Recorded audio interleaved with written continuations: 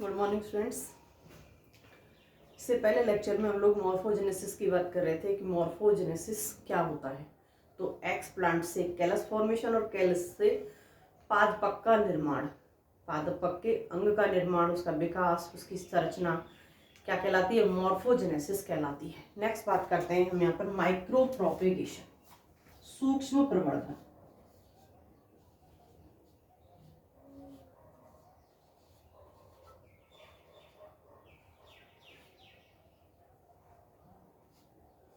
सूक्ष्म प्रवर्धन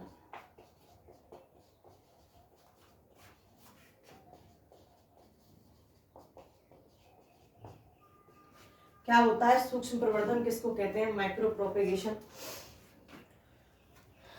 x plant से पोषक पदार्थ पर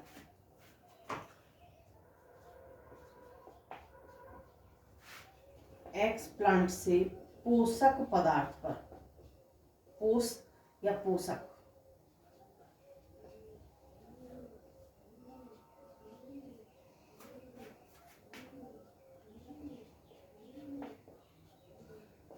समान लक्षणों वाले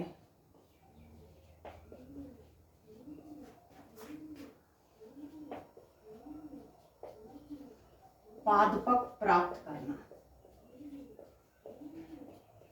समान लक्षणों वाले पादपक प्राप्त करना क्या कहलाता है? माइक्रो प्रोपेगेशन कहलाता है। तो अब यहाँ पर जो एक्सप्लांट लिया जाता है, ये एक्सप्लांट क्या लिया जाता है? किसी भी पादप का कायक भाग। एक्सप्लांट के रूप में माइक्रो प्रोपेगेशन में सिर्फ और सिर्फ यहाँ पर वेजिटेटिव पार्ट को यूज में लिया जाता है। हम ये भी तो कह सकते हैं कि किसी भी पादप का कायक भाग जिसे हम एक्सप्लांट के रूप में उपयोग कर रहे हैं, उसको पोषक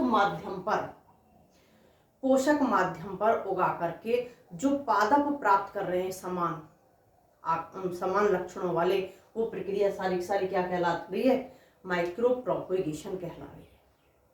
तो यहाँ माइक्रो प्रोपेगेशन के अंदर, सूक्ष्म प्रवर्धन के अंदर किया क्या जाता है कि किसी भी पादप के कायक भाग से एक्सप्लांट प्राप्त करते हैं, उस एक्सप्लांट को कैलस फॉर्मेशन किया जाता है एक्सप्लांट से, और एक्सप्लांट से कैलस फॉर्मेशन कराने के बाद में उससे समान जो गुण उस कायक पार्ट में थे, जो हमने एक्सप्लांट के रूप में लिया है, उसी के समान गुणों वाले नए पादपों को प्राप्त करना किया जाता है।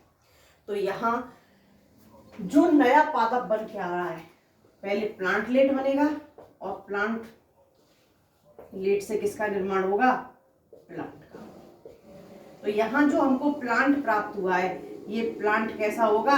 मदर प्लांट के समान, मदर प्लांट के समान। इसके जो गुण होंगे वो गुण किससे मिलेंगे? इसके गुण मदर प्लांट से मिलेंगे। क्यों? क्योंकि यहाँ पर किसी भी प्रकार की कोई म्योसिस नहीं हुई, डायरेक्ट माइटोसिस से हमको पादप प्राप्त हो रहा है। तो गुण भी कैसे होंगे? मदर पादप के समान।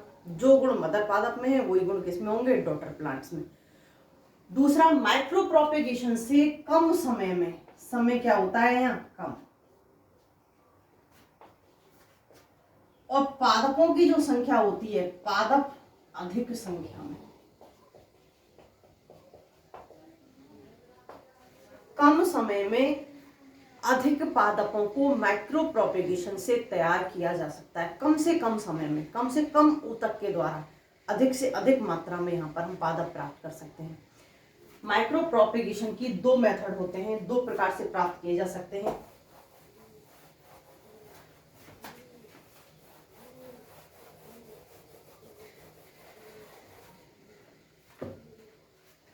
इसकी दो विधियां होती हैं।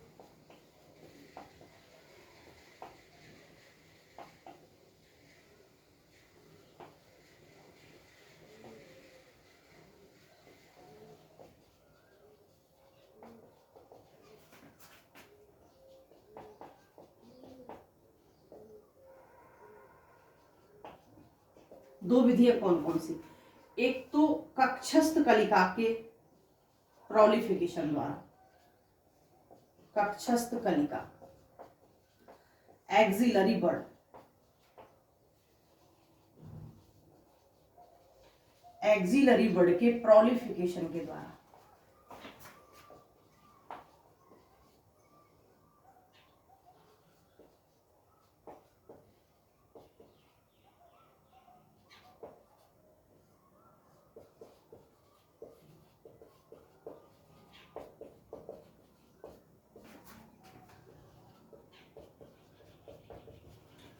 कैसे करेंगे हम यहाँ पर एक्सिलरी बर्ड का प्रोलिफिकेशन?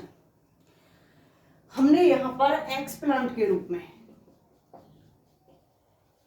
स्लाइस नहीं ली, जो हमने एक्सप्लांट लिया है वहां उसकी काट नहीं ली। तो यहाँ पर क्या किया, एक्सप्लांट के रूप में हमने यहाँ पर कक्षस्थ कलिका को लिया, या फिर कहें सॉरी प्रेरो को लिया। तो यहाँ कक्षस्थ कलिका प्रेरो से प्राप्त करेंगे। तो यहाँ पर प्रेरो को हमने एक्सप्लांट के रूप में लिया। इस प्रेरो को कहाँ रखा, पोषक माध्यम पर। इस प्रेरो को जब हम पोषक माध्यम पर रखेंगे तो पोषक माध्यम पर रखने के पर यहाँ से 5 से 6 सप्ताह में 5 से 6 सप्ताह में यहाँ पर किसका निर्माण होगा, प्रेरो पर लीफ का निर्माण होगा। प्रेरो पर किसका निर्माण होगा, लीफ का निर्माण होगा। और लीफ के कक्ष में बड़ का निर्माण होगा। मान लिया यहाँ लीफ प्राप्त हुई और इस लीफ के कक्ष में यहाँ पर बड़ प्राप्त होंगी। तो ये बड़ जितनी यहाँ पर कलिका बनेंगी, प्रत्येक कलिका किसका निर्माण करेगी, अलग प्रेरो का निर्माण करती है। यहाँ एक्सप्लांट के रूप में हमने प्रेरो ली। प्रेरो को यहाँ पर पोषक पदार्थ पर रखा। पोषक पदार्थ के द्वारा यहाँ 5 से 6 सप्ताह में हमको एक प्रेरो से हमको 5 से 6 सप्ताह में कई प्रेरो प्राप्त हो जाती है, या फिर कई सूट प्राप्त होते हैं। और वो सूट प्राप्त किसकी वजह से होते हैं, जो कक्ष में, लीफ के कक्ष में जो बड़ उपस्थित होती हैं, बड़ों का जो निर्माण होता है, कलिकाओं का जो निर्माण होता है, उन कलिकाओं से यहाँ पर किसका निर्माण होगा, सूट का।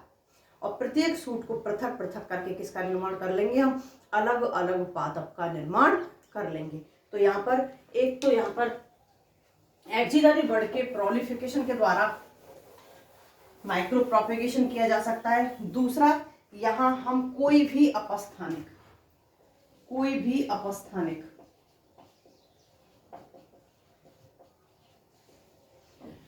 कंद कलिका, कोई भी अपस्थानिक कलिका ली हमने, कंद लिया, घनकंद लिया, सल्कंद लिया, इनके द्वारा माइक्रो प्रोपेगेशन किया जा सकता है।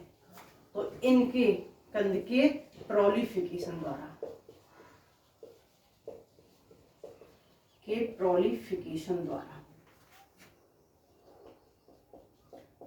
माइक्रो प्रोपेगेशन संभव है। तो यहाँ क्या करते हैं कि जो भी कंद, घनकंद या सलकंद लेते हैं, इन सभी के अंदर इनसे एक्सप्लांट प्राप्त करेंगे। इस एक्सप्लांट के अंदर इतनी कैपेसिटी है कि ये कंप्लीट किसका निर्माण कर देगा, प्लांट का। इनसे जो हमने एक्सप्लांट प्राप्त किया है, इस एक्सप्लांट से यहाँ कंप्लीट पादप का निर्माण संभव है, कंप्लीट पादप का निर्माण हो जाएगा। क्यों? क्योंकि इनकी जो सेल्स हैं, इनकी सेल्स में डिवाइडेशन की इतनी कैपेसिटी होती है कि वो डिवाइड कर करके यहाँ एक कंप्लीट, पहले तो कोशिकाओं की संख्या में वृद्धि करेंगे, कोशिकाओं की संख्या में वृद्धि करने के बाद में विभेदन के कारण पूरे के पूरे पादप का निर्माण कर लेंगे।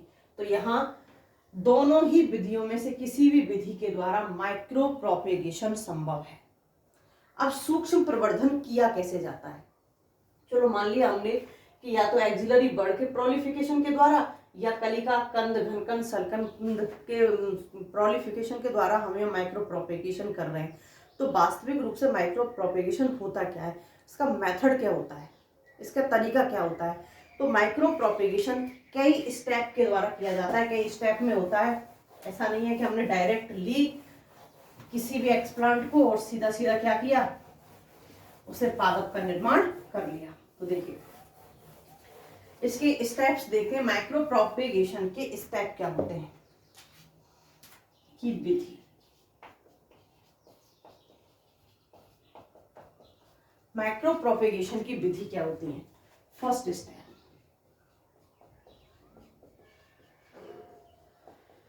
फर्स्ट स्टेप में क्या करेंगे कि यहां सबसे पहले जो स्वस्थ पादप है, स्वस्थ पादप का चयन करेंगे,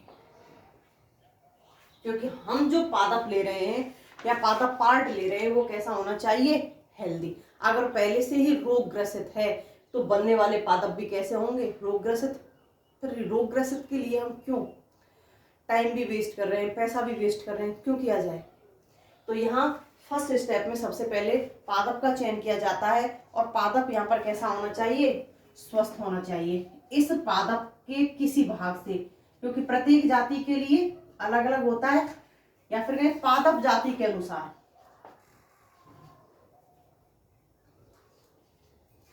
पादप जाति के अनुसार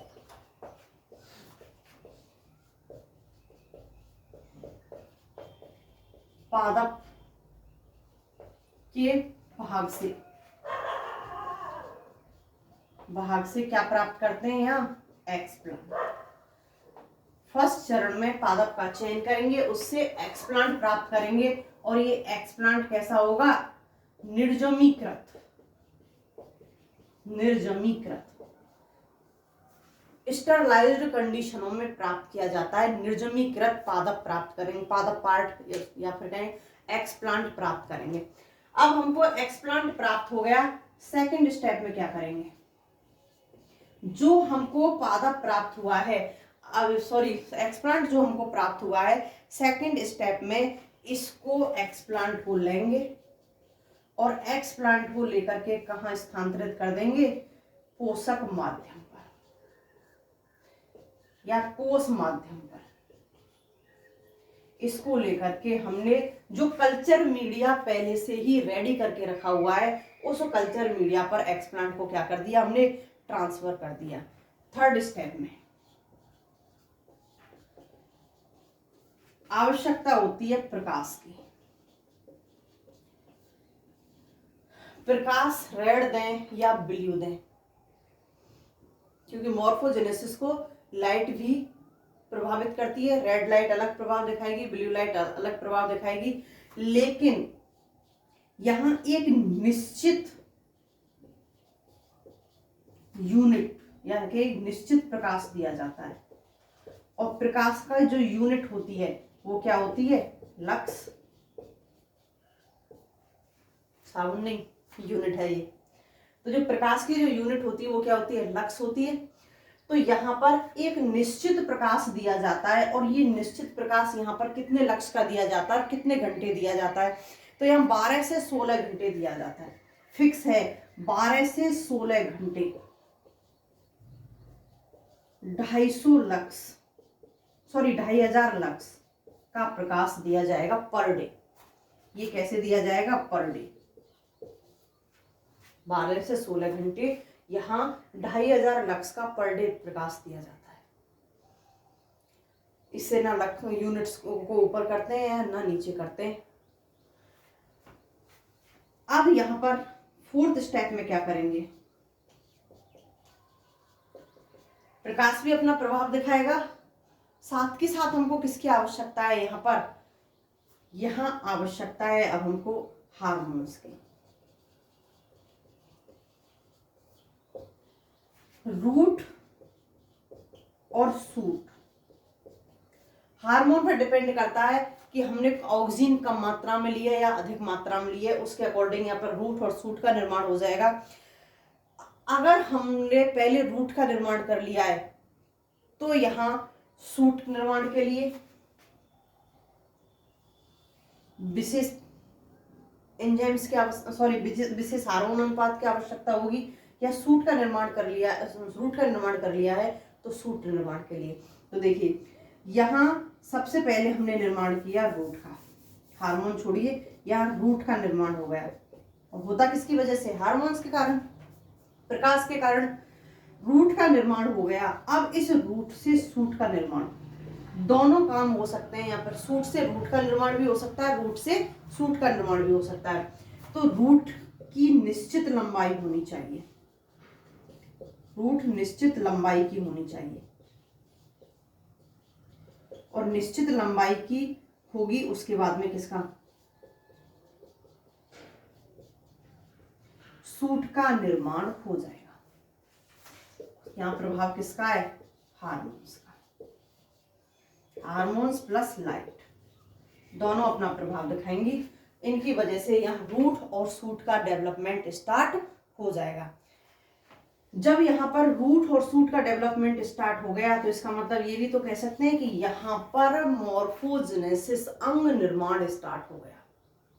अंग निर्माण स्टार्ट हो गया तो यहाँ रूट शूट के निर्माण के बाद में हमको किसका निर्माण हो जाएगा, प्लांट लीफ, पादप। पादप में और पादप में क्या अंतर है, ये जो पादप है ये कैसा है, कमजोर, सॉफ्ट, मुलायम। इसका क्या करेंगे हम, कठोरीकरण। जब इसका कठोरीकरण हो जाएगा, कठोरीकरण से मतलब यहाँ पर सेल वॉल का डेवलपमेंट होना चाहिए। जब यहाँ पर सेल वॉल का डेवलपमेंट स्टार्ट हो जाएगा, ये कठोर हो जाएगा, तो अब इस पादप को ले जाकर या तो गमले में या फिर फील्ड में, फील्ड बोले तो खेत में, स्थानांतरित कर देंगे। अब वहां इसका लगातार वृद्धि होगी और यहाँ पादप का निर्माण हो जाता है। तो यहाँ एक फिक्स डायरेक्शन होती है कि हमको इधर ही चलना है, तो यहाँ पर फिक्स स्टेप होते हैं, 1 बाय 1 उन्हीं स्टेप्स के जरिए हमको क्या होता है, पादप प्राप्त हो जाता है। अब माइक्रो प्रोपेगेशन के यूजेज क्या हैं, लाभ क्या हैं और हानि क्या है, क्योंकि ऐसा तो है नहीं कि सारी चीजों से हमको केवल लाभ ही लाभ हो, कुछ हानि भी तो हो सकती है। तो देखिए माइक्रो प्रोपेगेशन के क्या लाभ हैं। सबसे पहले तो सबसे कम समय में, फर्स्ट में ही बोला था, कम से कम समय में अधिक से अधिक पादपों को प्राप्त किया जा सकता है। लाभ, टाइम क्या है, कम। देखिए टाइम भी कम है, साथ ही साथ हमारे पास में टिश्यू भी अगर कम है, ऊतक भी कम है, तो उससे भी हम अधिक पादप प्राप्त कर सकते हैं।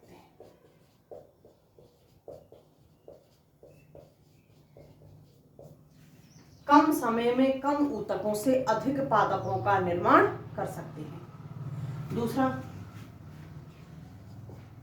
जो गुण मदर प्लांट के हैं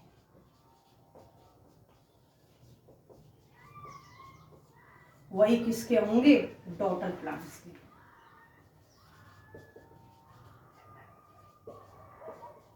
कैसे होंगे दोनों के गुण, समान।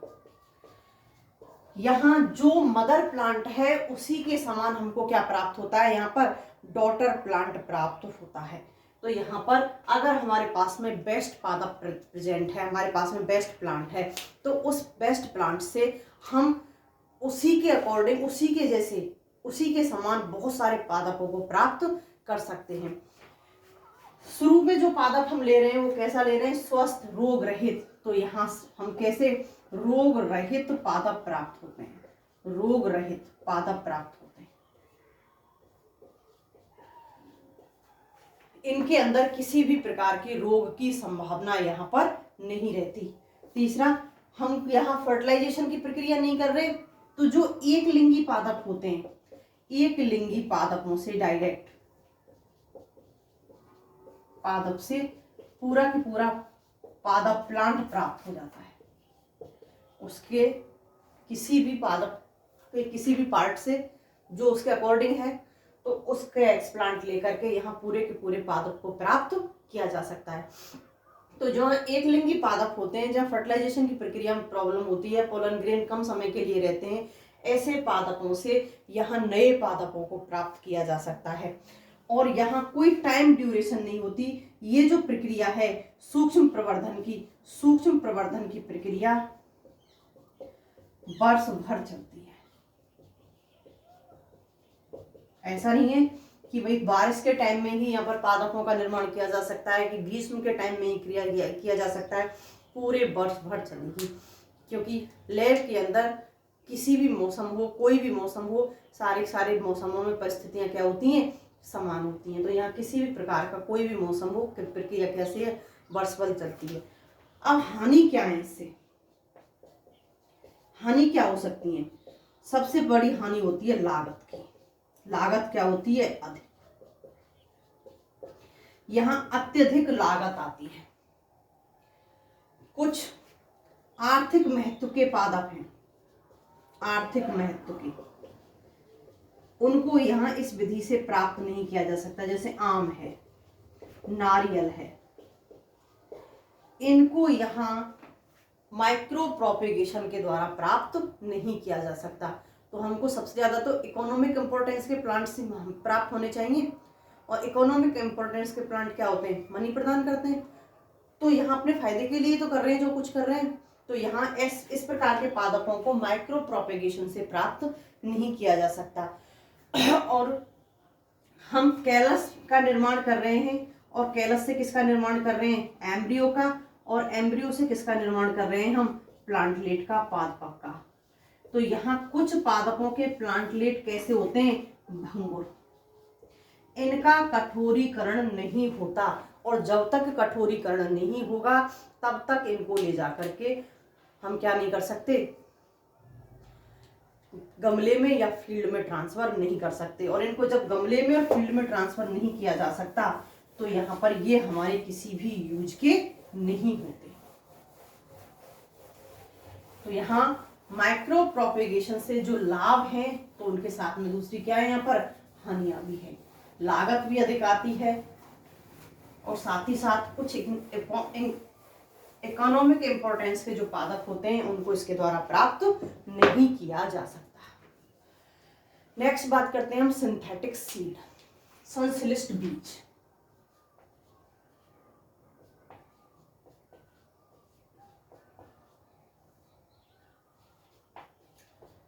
संश्लिष्ट बीज क्या होते हैं, संश्लिष्ट बीज या सिंथेटिक सीड। यहां पर जो संश्लिष्ट बीज होते हैं वो कायक भ्रूण होते हैं।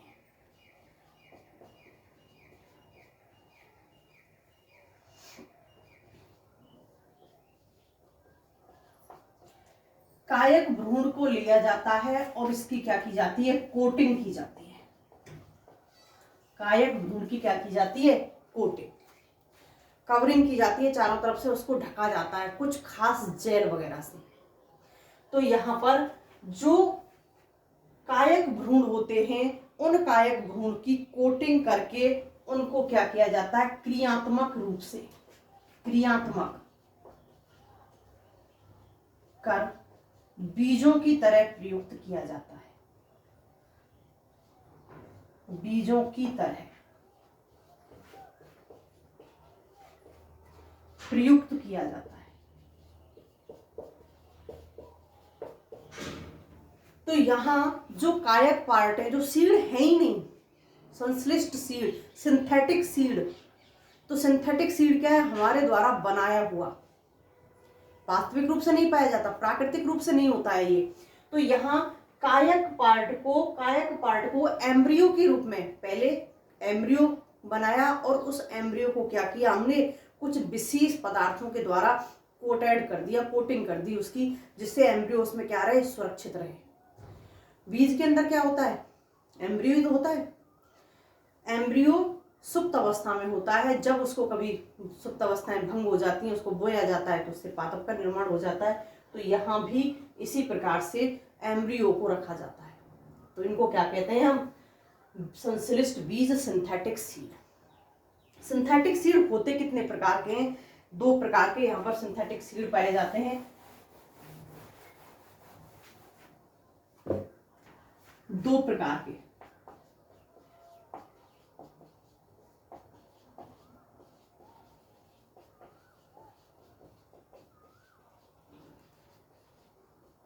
सिंथेटिक सीड होते हैं। फर्स्ट, हाइड्रेटेड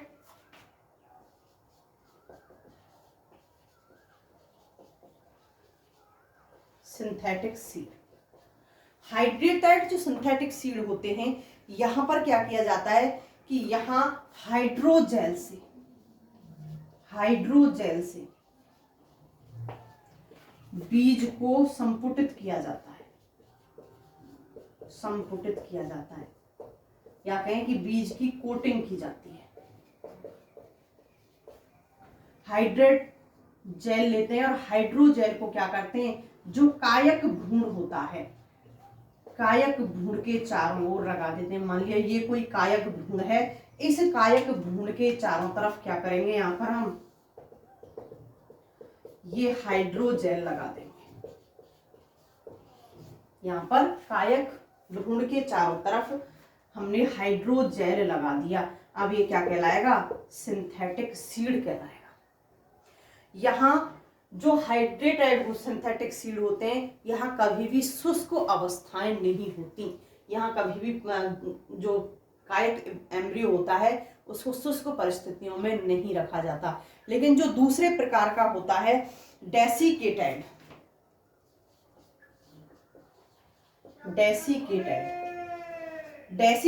जो सिंथेटिक सीड होते हैं, यहाँ कुछ समय के लिए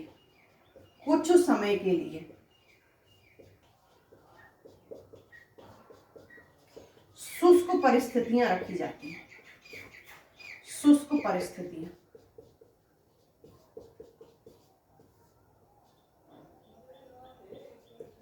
रखी जाती है।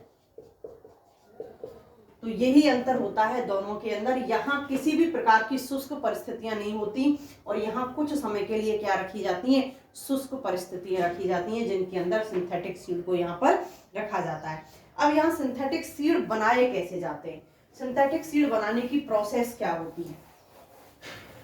तो इतना तो हमको पता है कि यहाँ हम सीड किसे कह रहे हैं, किसी कायक एम्ब्रियो को कह रहे हैं। अब कायक एम्ब्रियो को अगर हम सीड कह रहे हैं तो उस कायक एम्ब्रियो के लिए हमको कैलस की आवश्यकता तो होगी। कैलस किससे प्राप्त होगा, किसी ना किसी पादप के कायक भाग से। तो सबसे पहले सिंथेटिक सीड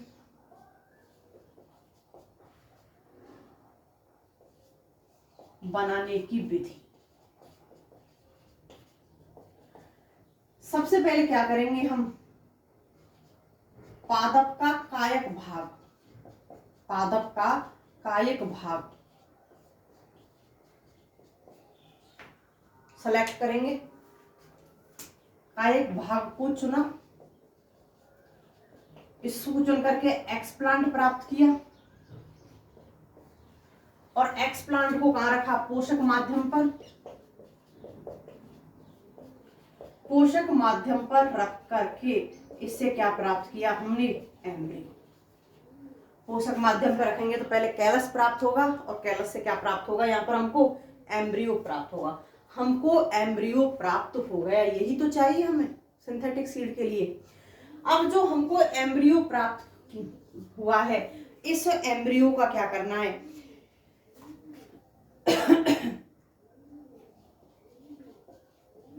एम्ब्रियो को लेते हैं किसके साथ, पिपेट में। एम्ब्रियो को पिपेट में लेते हैं और इसके साथ में इसमें क्या होता है, पोषक माध्यम या पोष माध्यम।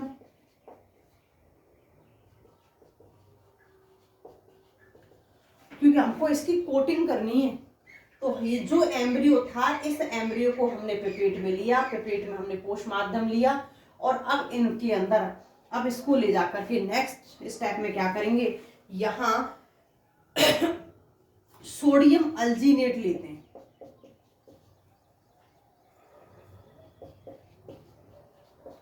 सोडियम अल्जीनेट, कैल्शियम क्लोराइड, तो इनको लेकर के माइक्रोपिपेट में सोडियम अल्जीनेट और कैल्शियम क्लोराइड युक्त वातावरण में रखते हैं सीड को, और यहाँ ले जाने के बाद में इसकी क्या हो जाती है, जो एम्ब्रियो था, इस एम्ब्रियो की क्या हो जाएगी, कोटिंग। अब इस एम्ब्रियो की कोटिंग हो जाती है। तो यहाँ जो एम्ब्रियो था, एम्ब्रियो के चारों तरफ क्या उपस्थित हो गया, यहाँ हाइड्रेटेड जेल या एनीवन जो भी पदार्थ जिससे हम चारों तरफ से कोटिंग कर रहे हैं। तो अब यहाँ पर हमको क्या प्राप्त हो गया, ये सिंथेटिक सीड प्राप्त हो गया। क्यों? क्योंकि यहाँ पर जो टेम्परेचर हो जाता है कैल्शियम क्लोराइड और सोडियम अल्जीनेट के कारण यहाँ पर टेम्परेचर बहुत अधिक कम हो जाता है, अति शीतित कंडीशन हो जाती है, अति शीतित, माइनस में टेम्परेचर चला जाता है। और जब माइनस में टेम्परेचर चला जाता है तो आप लोगों को पता होना चाहिए कि सेल्स क्या हो जाती हैं, प्रसुप्त हो जाती हैं, कोशिकाएं सुप्त अवस्था में चली जाती हैं। तो हमको सुप्त अवस्था में ही तो लाना था, जब आवश्यकता होगी तब क्या कर लेंगे, प्रसुप्ति भंग कर लेंगे बीज की। और यहाँ कोटिंग इसलिए की है कि कोटिंग के द्वारा इसको हमको क्या रखना है, सुरक्षित। बीज के ऊपर क्या पाया जाता है, सीड कोट। सीड कोट क्या रखता है, एम्ब्रियो को सुरक्षित।